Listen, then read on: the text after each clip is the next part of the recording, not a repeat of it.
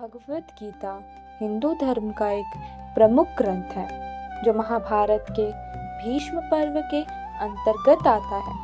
यह कुल 18 अध्याय 700 श्लोक का संग्रह है। गीता का संवाद कुरुक्षेत्र के युद्ध मैदान में श्री कृष्ण और अर्जुन के बीच हुआ था। जब अर्जुन युद्ध करने से हिचकिचा रहे थे, श्री कृष्ण ने उन्हें धर्म, कर्म, भक्ति और योग के माध्यम से कर्तव्य का ज्ञान दिया।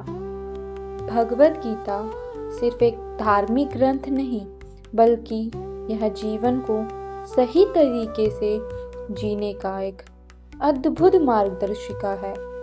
इसमें न केवल आध्यात्मिक ज्ञान दिया गया है, बल्कि यह भी बताया गया है कि हम अपने जीवन में सच्ची खुशी और आनंद कैसे प्राप्त कर सकते हैं। गीता हमें मानसिक शांति, आत्मसंतोष और जीवन के हर पहलू में संतुलन बनाए रखने की शिक्षा देता है। गीता में कहा है कि सच्ची खुशी बाहरी वस्तु, धन या भौतिक सुख सुविधाओं से नहीं मिलती, बल्कि यह हमारे मन की स्थिति पर निर्भर करती है। जब हम अपनी इच्छाओं को नियंत्रित करना सीख जाते हैं और संतोष की भावना विकसित कर लेते हैं, तभी हम वास्तविक सुख का अनुभव कर सकते हैं। कर्मण्येवाधिकारस्ते मा फलेषु कदाचन मा कर्मफल हेतुर्भूः मा ते संगोस्त्वकर्मणि। अर्थात आपका अधिकार केवल कर्म करने में है।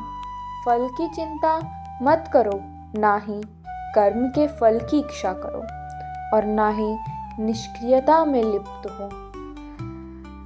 जीवन में खुश रहने के लिए हमें बिना फल की चिंता किए अपने कर्म करने चाहिए। वासांसि जीर्णानि यथा विहाय नवानि गृह्णाति नरोपराणि तथा शरीराणि विहाय जीर्णान्यन्यानि संयाति नवानि देहि।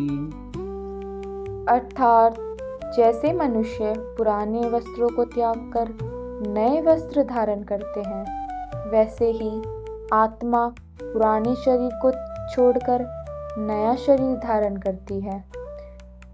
मृत्यु का भय नहीं रखना चाहिए और ना ही अपने देह का मोह रखना चाहिए, क्योंकि आत्मा अमर है, परंतु देह क्षण भर का साथी है।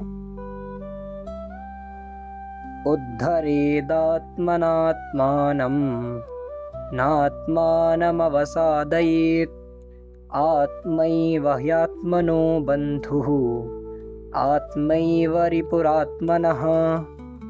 अर्थात व्यक्ति को स्वयं अपनी आत्मा से ही ऊपर उठना चाहिए, स्वयं को नीचे गिरने नहीं देना चाहिए, क्योंकि आत्मा ही मनुष्य का मित्र और शत्रु बन सकती है।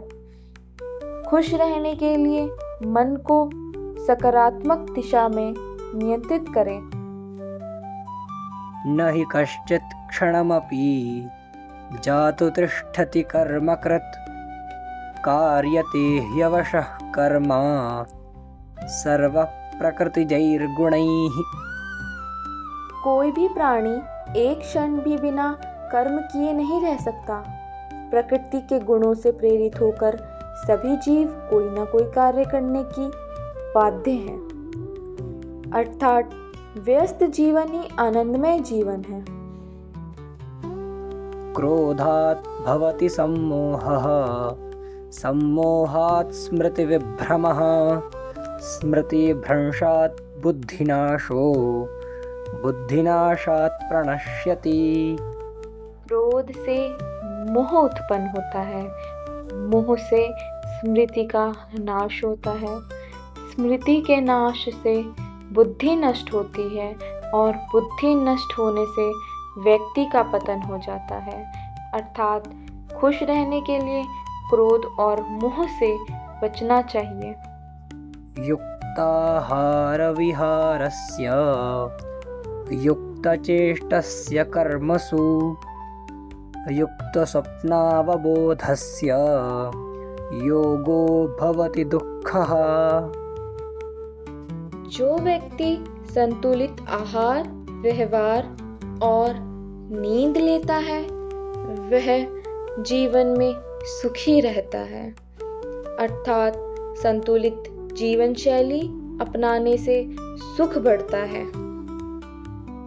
पत्रं पुष्पं फलं तोयं यो मे भक्त्या प्रयच्छति तदहं भक्त्युपहृतम् अश्नामि प्रयतात्मनः। जो भी भक्त प्रेम पूर्वक एक पत्र, पुष्प या जल अर्पण करता है भगवान श्री कृष्ण उसे सहर्ष स्वीकारते हैं। अर्थात सच्चे प्रेम से की गई भक्ति ही सर्वोत्तम है। असंशयं महाबाहो मनो दुर्निग्रहं चलम् अभ्यासेन तु कौन्तेय वैराग्येण च गृह्यते। श्री कृष्ण अर्जुन से कहते हैं, हे अर्जुन, निसंदेह मन चंचल और काबू में रखना कठिन है, लेकिन अभ्यास और वैराग्य के द्वारा इसे वश में किया जा सकता है।